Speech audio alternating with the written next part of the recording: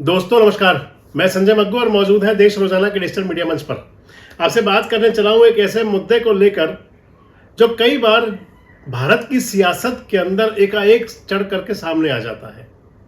एक ऐसे नेता जो पिछले लगभग 1-1.5 दशक से 2 दशक से अपने बयानों को लेकर के लगातार वायरल होते रहते हैं। ऐसे नेता जिन्होंने इंदिरा गांधी से लेकर के राहुल गांधी, सोनिया गांधी और इधर प्रधानमंत्री नरेंद्र मोदी, किसी को बख्शा नहीं। जब वो चाहे जिसके बारे में वो बात कहते हैं, कहीं वो बातें तर्कसंगत होती हैं या नहीं।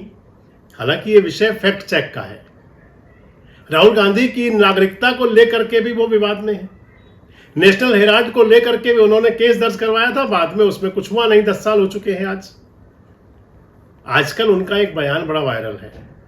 मैं आपसे बात कर रहा हूं, भारतीय जनता पार्टी के बड़े नेता हैं, सांसद हैं, आरएसएस के प्रचारक भी रहे हैं, सुब्रमण्यम स्वामी जी।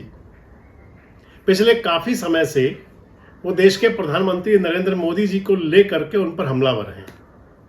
उनके बारे में सोशल मीडिया में उनके तमाम इंटरव्यू, पॉडकास्ट तमाम चलते हैं। लेकिन पिछले दिनों उन्होंने एक बात कही जो आजकल खासी वायरल है, जिसमें देश की महिला सांसदों के लिए उन्होंने जिस प्रकार की बात कही, वो कहते हुए कई बार तो लज्जा भी आती है, कई बार सोच भी आती है। लेकिन उन्होंने कहा पॉडकास्ट के अंदर, हम आपको पूरा तो नहीं सुनवा सकते, लेकिन उनका थोड़ा सा आपको अंश सुनवाते जरूर हैं। एफसीन तो वहाँ ये जैसे जीबी रोड में चलती है वैसे वो चला रहा था, लोग जा रहे थे वहाँ।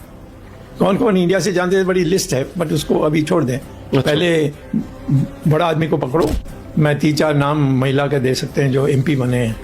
वो जाकर सोना पड़ा उनको, उनके साथ, मोदी के साथ एक मिनिस्टर बने हैं सोकर।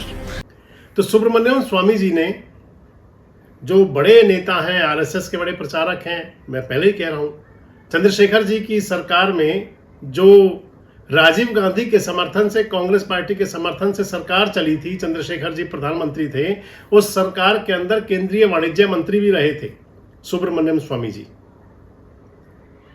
वो उनका मंत्रित्व का दौर था, बाकी उसके अलावा वो राज्यसभा, लोकसभा के सदस्य जरूर रहे हैं। सुब्रमण्यम स्वामी लगातार, मैंने आपको बताया कि प्रधानमंत्री जी के बारे में, मोदी जी के बारे में तमाम बातें करते रहते हैं।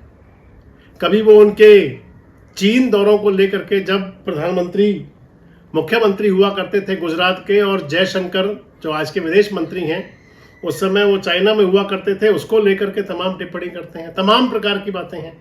लेकिन जो ये मुद्दा है जिस पर इन्होंने बात की है, ये एक प्रकार से आप कहें तो बहुत बड़ा विषय बन जाता है, बहुत बड़ा मसला है। अगर वो इस प्रकार की बातें कहते गए हैं तो कम से कम या तो एक्शन होना चाहिए और या जांच होनी चाहिए। अगर स्वामी जी कह रहे हैं इस प्रकार की बातों को, जो आप लगातार आप सुनते रहे हैं, जिस प्रकार का उनका वक्तव्य है, मसलन कभी अगर राहुल गांधी की नागरिकता पर बात करते थे तो चलेगा, ठीक है। अगर वो कभी नेशनल हेराल्ड पर केस में गए तो वो केस का फैसला अदालत में हो जाएगा। लेकिन इस प्रकार से इतने बड़े देश के प्रधानमंत्री के बारे में या बड़े नेताओं के बारे में इस प्रकार की बात कहना, और वो भी महिला अस्मत से जुड़ी बात जब आ जाती है, तो फिर क्वेश्चन मार्क जरूर लगते हैं, सवालिया निशान आते हैं, और कार्रवाई की बात जरूर होनी ही चाहिए। अगर कोई और व्यक्तित्व इस प्रकार की बातें करता तो संभवतः कार्रवाई हो चुकी होती। लेकिन जाने क्यों सुब्रमण्यम स्वामी जी जो सब कुछ बोलते हैं, आज तक जो उन्होंने कहा वो अलग प्रकार की बातें थी, लेकिन जो अब कहा ये अलग प्रकार की बात है। कितना बड़ा मुद्दा मानते हैं आप इसे? क्या इस प्रकार से देश के प्रधानमंत्री के बारे में कोई बातें करना कितना शोभायमान हो सकता है? आखिर क्यों इस पर कोई इन्वेस्टिगेशन नहीं होती? क्यों इस प्रकार की वीडियोस को, क्यों इस पर कोई इन्वेस्टिगेशन नहीं होती?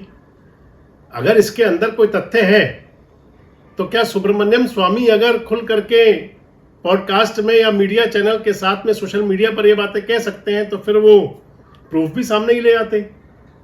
अगर इतना ही सब है तो फिर आखिर क्यों नहीं वो कोर्ट का सहारा लेते, और क्यों नहीं सरकार इस तरफ संज्ञान लेती? ये केवल एक व्यक्ति से या किसी सांसद नेता से जुड़ा नहीं, बल्कि ये देश की अस्मत से जुड़ा हुआ मामला है। आपको क्या लगता है, क्या नहीं होना चाहिए कोई एक्शन? क्या नहीं होनी चाहिए कोई जांच, या फिर इस बारे में क्या नहीं होना चाहिए कोई एक्शन या फिर इस सारे मामले की जांच? क्या लगता है आपको? कमेंट बॉक्स में अपनी राय जरूर दें। जुड़े रहें हमारे साथ, देखते रहें देश रोजाना। हमारे साथ जुड़े रहने के लिए सब्सक्राइब करें देश रोजाना के YouTube चैनल को और नई वीडियो की नोटिफिकेशन पाने के लिए बेल आइकन जरूर दबाएं। अगर आप ये वीडियो फेसबुक या इंस्टाग्राम पर देख रहे हैं तो पेज को लाइक और फॉलो जरूर करें और ज्यादा से ज्यादा शेयर करें।